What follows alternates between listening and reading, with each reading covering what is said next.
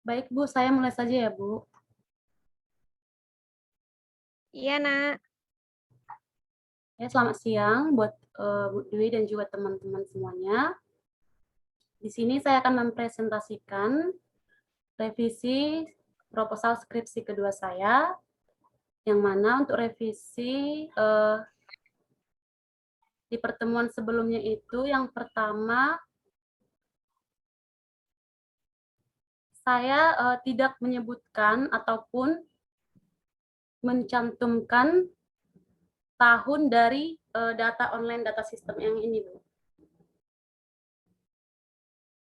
Dan di sini saya sudah mencantumkannya tahun 2019. Nah, yang kedua, saya juga tidak konsisten menggunakan variabel Y, yang mana di judul saya menggunakan variabel Y-nya adalah pengelolaan keuangan. Di sini pengelolaan keuangan. Dan diisi ditemukan beberapa variabel yang salah, tidak sesuai dengan judul yang sudah saya buat sebelumnya. Dan di sini juga saya sudah merevisinya dan konsisten dalam menggunakan variabel Y. Nah, kemudian revisi yang ketiga, saya juga tidak menyebutkan untuk indikator setiap variabelnya.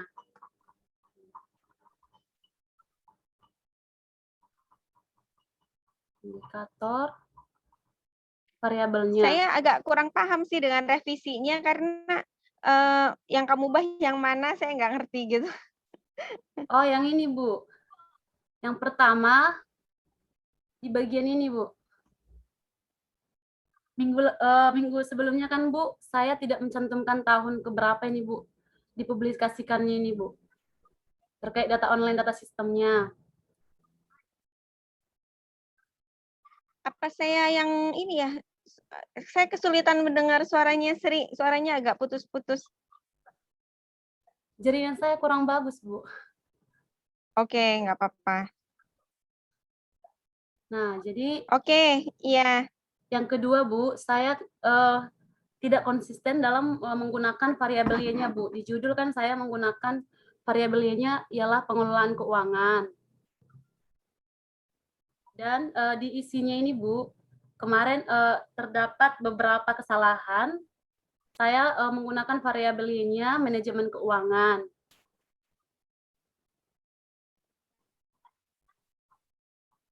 Khususnya di kerangka pemikirannya ini, Bu. Kemarin saya masih menggunakan variabel Y manajemen keuangan.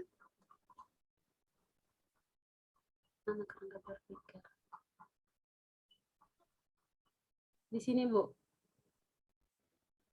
Dan di sini Oh saya sudah iya. mengganti dengan pengelolaan keuangan. Sebelumnya menggunakan Oke. manajemen keuangan.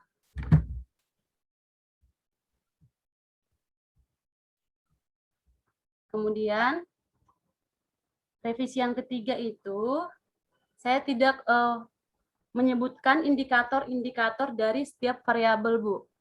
Di sini saya sudah menyebutkan dari setiap indikator bahwa untuk pengetahuan keuangan ini diukur Sebentar, dengan ini saya di kerangka berpikir ini ada regresi sederhana dan ada regresi berganda.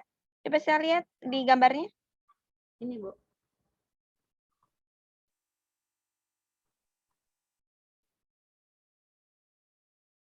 Oh, jadi ada 4 hipotesis ya. Iya, Bu. 3 sederhana, 1 berganda. Oke. Ini pengaruhnya positif semua ya? Iya, Bu, positif. Oke. Nanti kalau bisa ditambahin H1-nya itu di gambar kerangka berpikir H1 dalam kurung positif gitu, H2 dalam kurung positif gitu ya. Oh iya, Bu.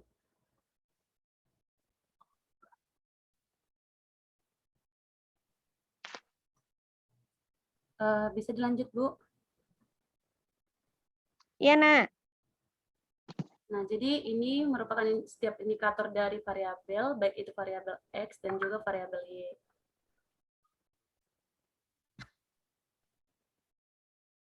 Kemudian untuk revisi selanjutnya, itu saya belum menetapkan jumlah sampel, Bu.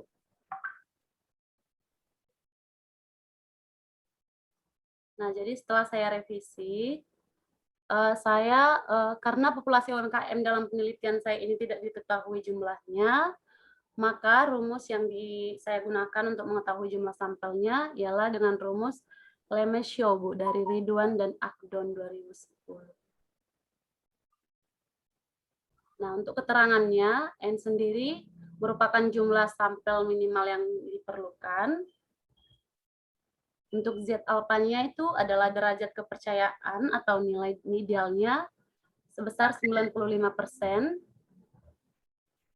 P merupakan prevalensi outcome-nya, karena data belum didapat, maka saya pakai 50%, dan Q-nya adalah 1 dikurang dengan P atau prevalensi outcome-nya, dan L-nya merupakan tingkat ketelitian sebesar 10%.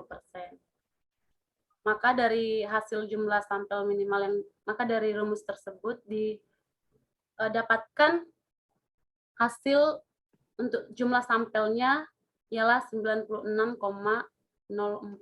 dan dibulatkan menjadi 96 responden.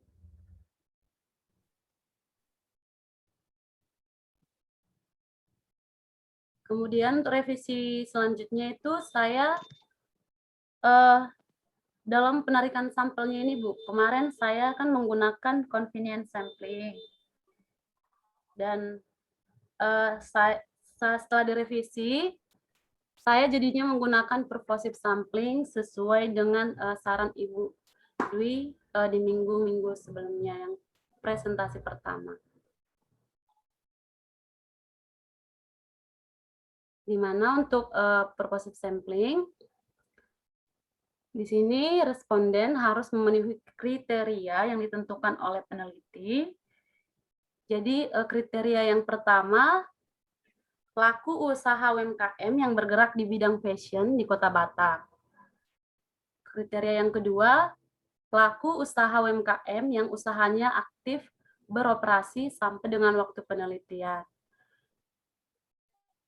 Kemudian kriteria yang ketiga, pelaku usaha UMKM yang terdapat pada kategori usaha antara lain jahit perorangan, kemudian butik, industri pakaian jadi atau konveksi, kemudian usaha sablon, reseller produk fashion atau toko atau distro, kemudian online shop dan dropshipper produk fashion.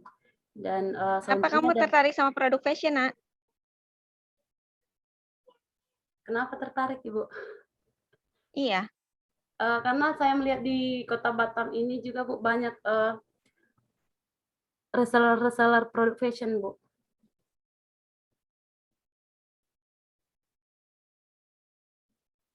Halo? Halo? Ya, banyak apa tadi? Yang menjual produk fashion, Bu. Iya, karena banyak. Dasarnya apa datanya? Ada data enggak? Tidak ada sih, Bu. Cuman saya melihat aja dari online, dari marketplace. Ya, kalau dari online atau dari marketplace berarti kamu bisa menunjukkan data kan bahwa memang ini paling banyak misalnya gitu.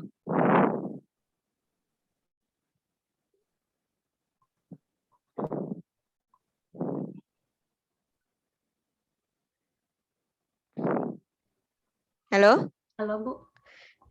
Sebetulnya nggak masalah saya kayak gini, cuman masalahnya adalah kamu harus bisa menunjukkan data gitu ya. Kenapa kamu pikir ini akan sangat bermanfaat? Jadi misalnya gini, ini kan kita bicara soal pengelolaan keuangan untuk UKM kan ya. Nah, Ya, kemudian kamu bicara soal sektor yang mungkin paling berpengaruh gitu ya, atau paling besar, yang paling banyak di Kota Batam. Kamu bisa aja menunjukkan data apa namanya di Shopee atau di Tokopedia gitu ya. Ini jumlah apa namanya? Jumlah toko yang terkait dengan fashion. Jadi misalnya kamu pilih kategorinya fashion misalnya di Shopee ya. Terus kamu lihat di situ ada berapa banyak tuh yang keluar di situ. Apa namanya? Berapa ribu gitu kan. terus kamu klik lagi misalnya produknya makanan misalnya ada berapa ribu. Nah, dari situ kamu bisa bilang bahwa pada saat ini kamu bisa bikin data. Kenapa kamu tertarik sama fashion misalnya? Berdasarkan data awal yang kamu kumpulkan dari sebuah aplikasi gitu kan ya. Menunjukkan bahwa produk ini tuh yang paling banyak nih ini datanya, sehingga saya tertarik untuk meneliti di bidang fashion gitu. Kebayang nggak maksud saya? Iya, Bu. Jadi alasannya adalah karena paling banyak. Sehingga kenapa kamu milih yang paling banyak? Karena supaya penelitian ini berdampak maksimal terhadap masyarakat gitu ya. Kita berharap supaya jangan yang dampaknya minimal, maksudnya yang orang cuma sedikit jualan itu kita teliti gitu ya.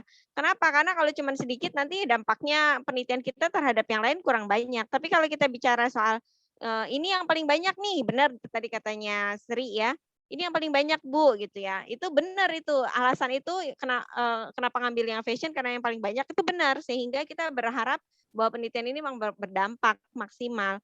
Hanya saja yang kurang adalah data pendukungnya. Kenapa tertarik gitu ya? Datanya tuh ada atau enggak gitu. Kebayang nggak maksud saya? Iya, Bu. Sri? Mungkin nanti bisa Itu saya ya. ajukan, Bu, untuk pendukungnya. Iya, iya, betul.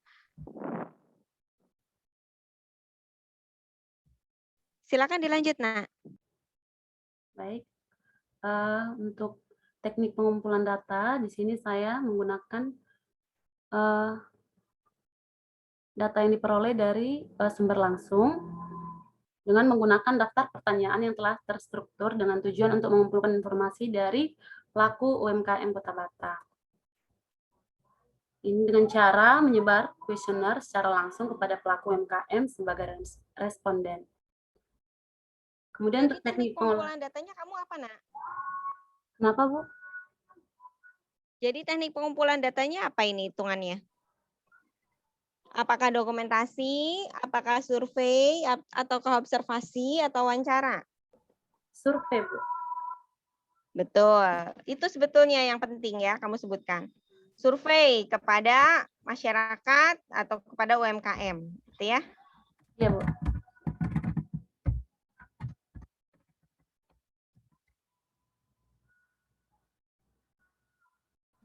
Untuk teknik pengolahan data, di sini saya menggunakan beberapa metode perhitungan dan alat statistika, yaitu Microsoft Office Excel dan juga aplikasi SPSS.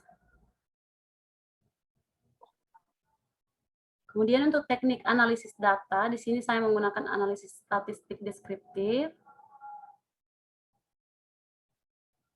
Ini bertujuan untuk memberikan gambaran mengenai suatu data agar data tersebut mudah dipahami oleh setiap orang yang membaca.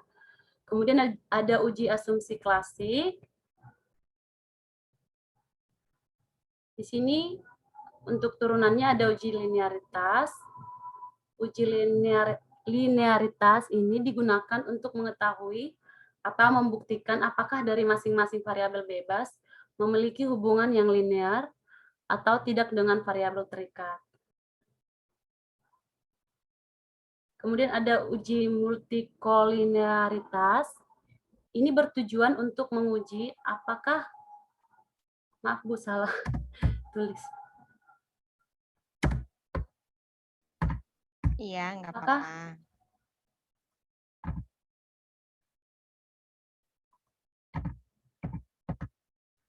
apakah model regresi ditemukan adanya korelasi antara variabel bebas dan kemudian model regresi yang baik ini seharusnya tidak terjadi korelasi di antara variabel independen. Kemudian ada uji heteroskedastisitas. Ini bertujuan untuk menguji apakah dalam model regresi terjadi ketidaksamaan varians dari residual suatu pengamatan ke pengamatan yang lain. Kemudian ada uji hipotesis. Regresi linear sederhana ini Saya kok nggak ngelihat ada uji normalitas ya? ada Bu di sini Bu.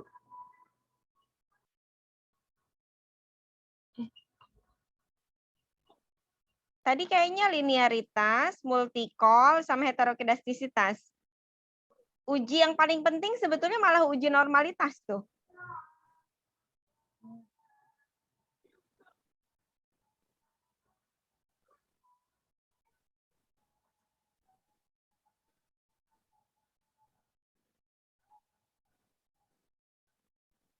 Oh iya Bu, nggak saya buat Bu. Nggak apa-apa. Itu yang paling penting itu uji normalitas itu wajib ada.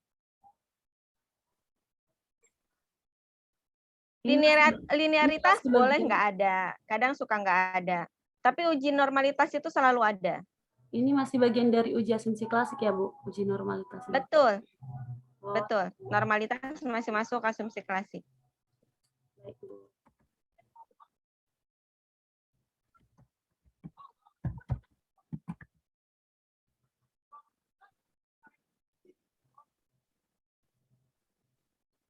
Bisa dilanjut Bu. Ya, Oke, selanjutnya ada uji hipotesis.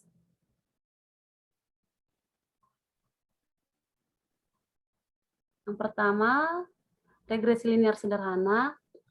Ini didasarkan pada hubungan fungsional ataupun kausal satu variabel independen dengan satu variabel dependen. Nah, analisis ini dilakukan untuk membuktikan hipotesis yang diajukan, apakah masing-masing variabel dependen ini berpengaruh terhadap variabel dependennya. Kemudian ada langkah-langkahnya. Untuk nah itu balik lagi ke atas, Nak. Ini A-nya itu A kecil, bukan A besar ya, Nak. oh, Y sama dengan A plus BX, A-nya itu A kecil. Jadi A di bawah itu A-nya harus A kecil. B-nya juga B kecil, itu sudah betul. Ya. Nah, kemudian X-nya itu bukan koma, itu sebetulnya atau. Karena kita bicara soal regresi sederhana. Artinya cuma ada satu variabel dependen yang kita perhitung, saya salah. Satu variabel independen yang kita perhitungkan untuk berpengaruh terhadap satu variabel dependen. Jadi satu lawan satu, one on one ya, one on one. Nah, begitu kita bicara soal satu lawan satu, maka X-nya itu adalah atau. Jadi kalau nggak pengetahuan keuangan, atau sikap keuangan, atau kepribadian, itu yang kita sebut sebagai X-nya, yang X-nya. Sedangkan kalau misalnya itu adalah regresi berganda, ini benar. Kalau regresi berganda ini benar. X1, X2, X3 itu masing-masing, ya. Nah, ini sederhana kan? Ya. Itu atau, nah, pengetahuan keuangan atau ke bawah lagi, nah. Nah, ini ya Bu. iya.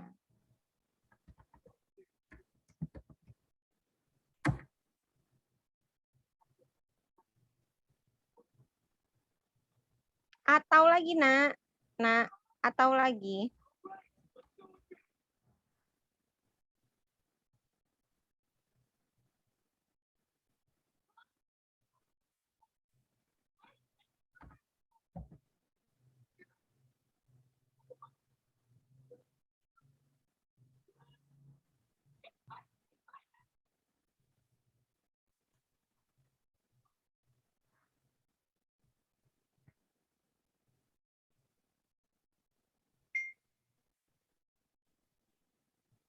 Sudah ya Bu.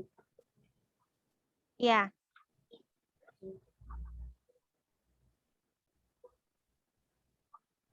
Ya, untuk nomor 2, analisis regresi linear sederhana ini dilakukan melalui uji T.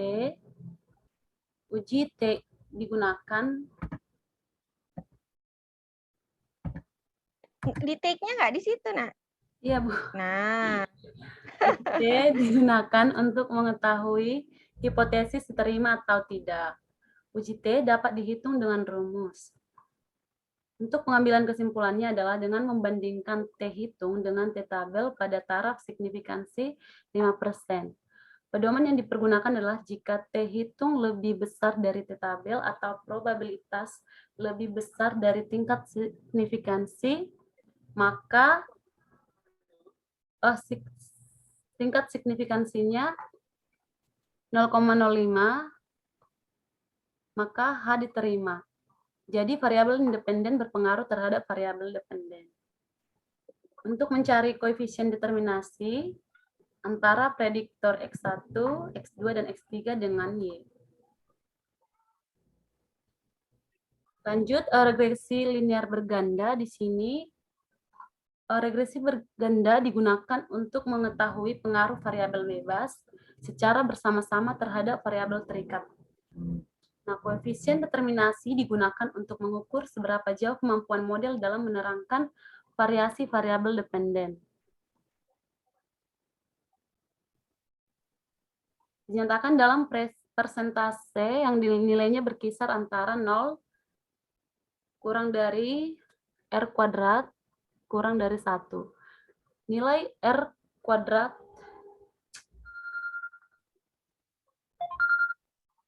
yang kecil berarti kemampuan variabel-variabel independen dalam menjelaskan variabel dependen amat terbatas. Nilai yang mendekati 1 berarti variabel independen memberikan hampir semua informasi yang dibutuhkan untuk memprediksi variabel dependen. Itu saja mungkin, Bu. Ini kenapa di regresi berganda nggak ada persamaan regresinya? Harusnya ada juga, Nak. Ada ya, Bu? Ada. Jadi Y sama dengan A1. Salah. Y sama dengan A plus B1 X1 plus B2 X2 plus B3 X3 plus E. E-nya error. Ya. Iya, Bu.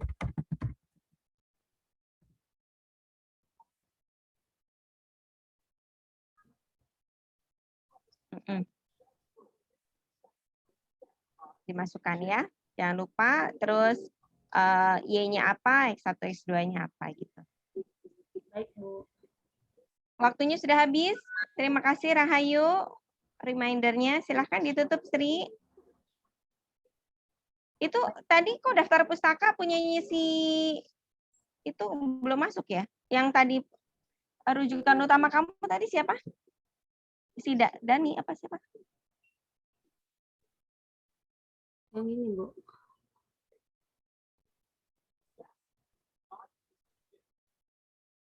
Iya, Bu, belum masuk, Bu, di sini. Koirudin ya, Bu? Iya, yang tadi di atas itu yang tadi siapa ya? Lupa saya. Yang tadi di ada 5 yang kamu tampilkan di kajian literatur, kok saya nggak ngelihat ada di sini tadi. Ada. Nggak semuanya ya? Masih ada yang nggak masuk? Iya, Bu, masih belum ada. Ya, nanti dicek lagi ya. Jangan sampai ada yang nggak masuk ya. Baik, Bu. Iya. Silakan ditutup, Nak. Baik, mungkin itu saja presentasi dari saya. Saya ucapkan terima kasih untuk Bu Dwi dan juga timekeeper Rahayu, dan juga untuk teman-teman semua yang sudah berkesempatan hadir.